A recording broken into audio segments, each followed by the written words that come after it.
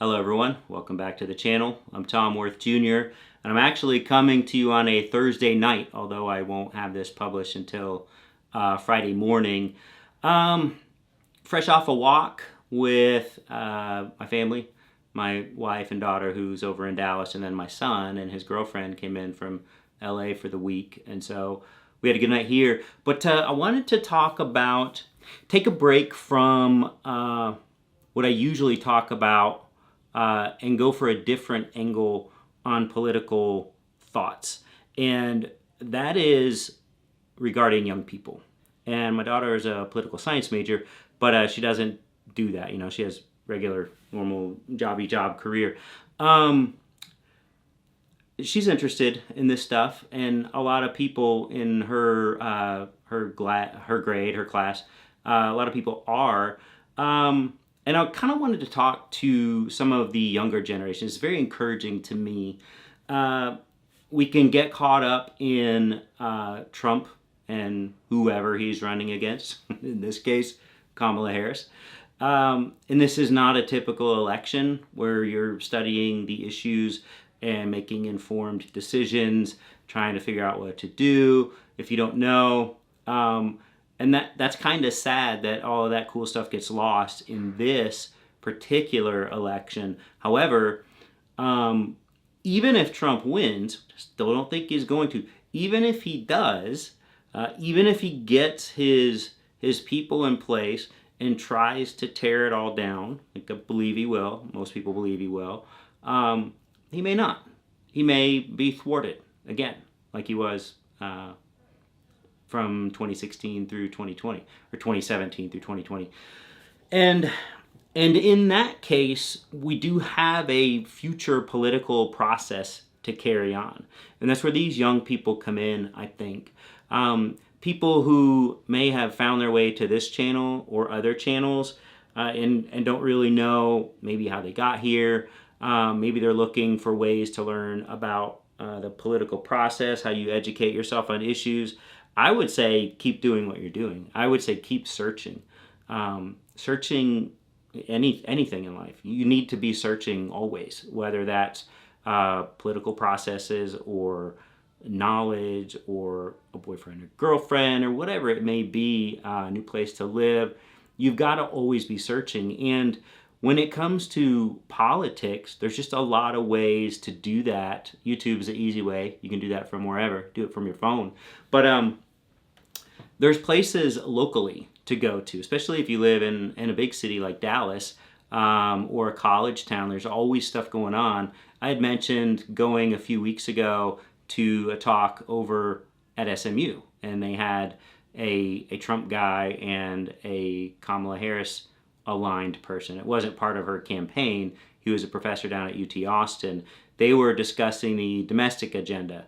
And the Trump guy was a Heritage Foundation guy, and he just basically talked about economics and stuff like that the whole time. The Kamala Harris supporter talked about a lot of stuff.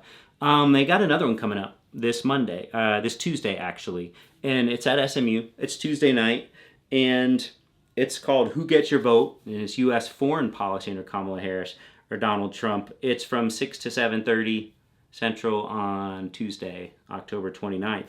But this is the perfect kind of thing that particularly young people should be interested in. And it is just very encouraging to me that there are people out there, people who are starting jobs, people who are getting going in their careers and their lives. Maybe they've got a serious boyfriend or girlfriend.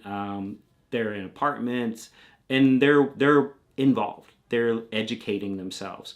And it's easy to lose sight of all that in this particular election. Now, I would say, in my opinion, none of that matters. And I've said that a billion times. I know none of that matters in this election, in my opinion. Because Donald Trump is trying to not have democratic processes anymore.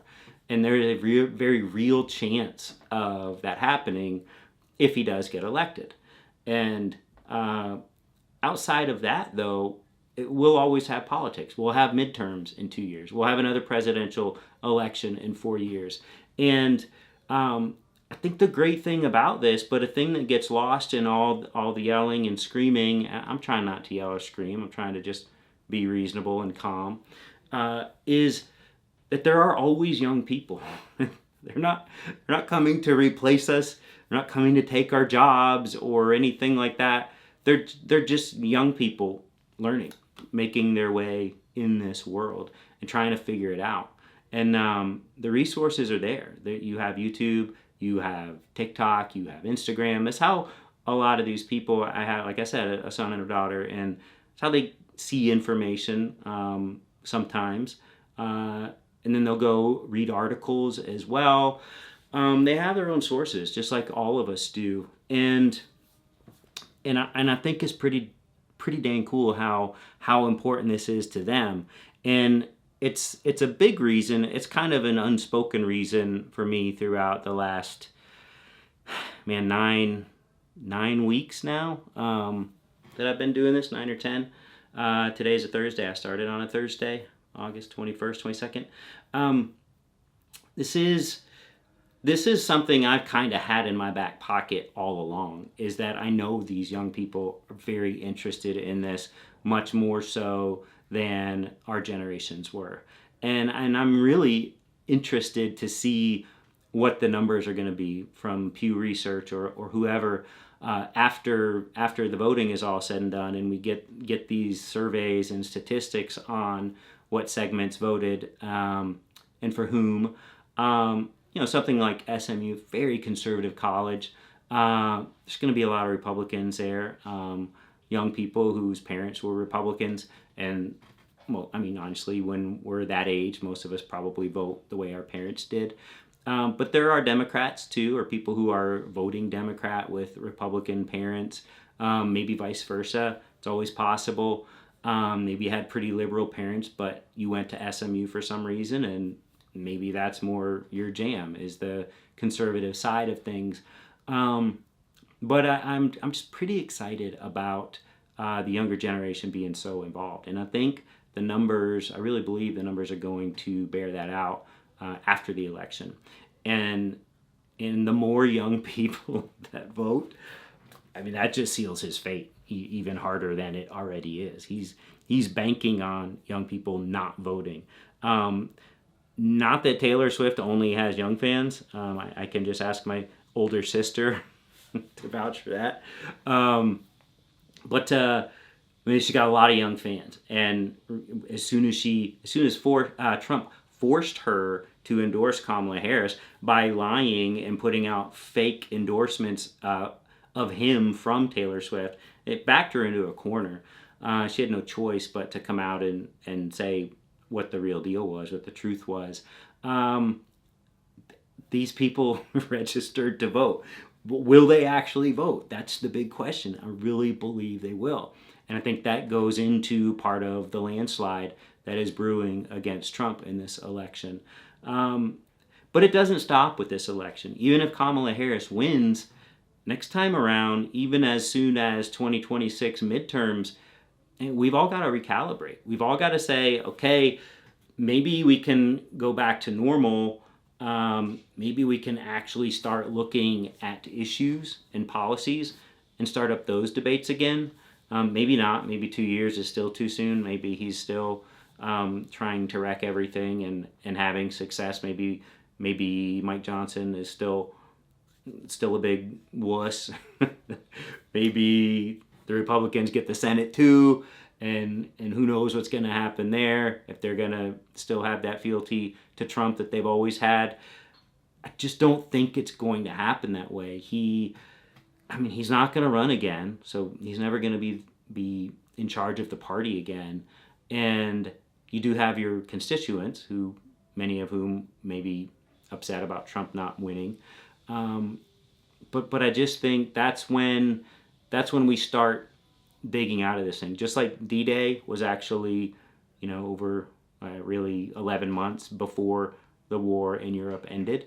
I think that this election, if we do defeat him again, I think it could be like that. It could be, we've still got a lot of fighting ahead of us, but we know, the the path forward for America is assured, and we can get back to normal democratic processes without fear of the fascism, of the overthrowing of the government, and all of the things that Trump brings into this. So I think that's important, and I wanted to take this chance tonight to just talk about that a little bit. Just if you're out there, if you are a younger person, or even if you're not a younger person, but you're just getting into this, I'm talking about books I'm reading all the time. I'm going to local events. It could be at a college. It could be wherever.